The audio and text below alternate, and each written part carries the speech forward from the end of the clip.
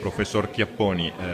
questo progetto che tra l'altro ha coinvolto docenti e studenti dello IUAV, in sostanza tre aspetti principali avete focalizzato, quali sono? Sono il sistema della mobilità e delle relative infrastrutture per il quartiere Fiera e non solo per il quartiere Fiera ma anche di accesso alla città, l'area industriale Zorzi De Longhi, attualmente Zorzi De Longhi, e la possibilità di ripensare un insediamento industriale produttivo in termini nuovi, comprendente una molteplicità di funzioni, e il nodo veramente importante del Prato della Fiera, che è un luogo fortemente identitario e a cui si sommano in questo momento anche una serie di altre funzioni che sono legate per esempio alla presenza, al suo essere punto di chiusura di un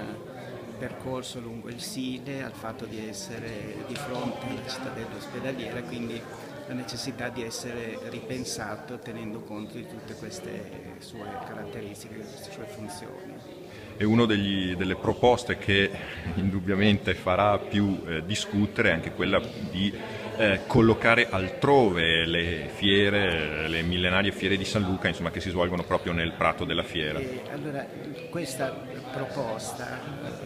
che va discussa naturalmente, nasce dal fatto di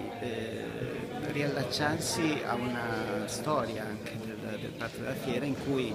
le attività commerciali erano non una volta all'anno, ma avevano una presenza molto più frequente, e quindi l'idea è proprio quella di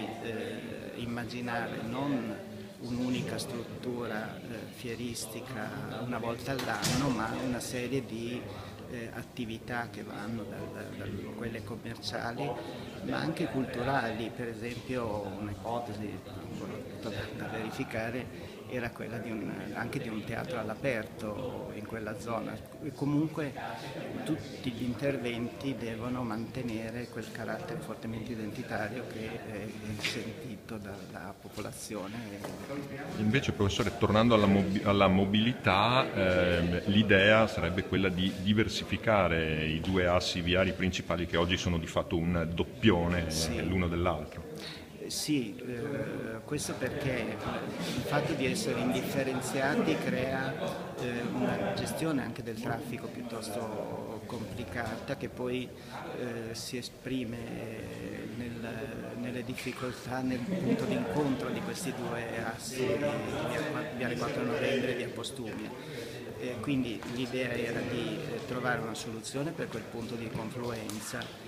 una soluzione progettuale per quel punto di confluenza, e di caratterizzare diversamente i due assi, uno come vero e proprio asse di accesso alla città e l'altro invece come un asse di mobilità urbana.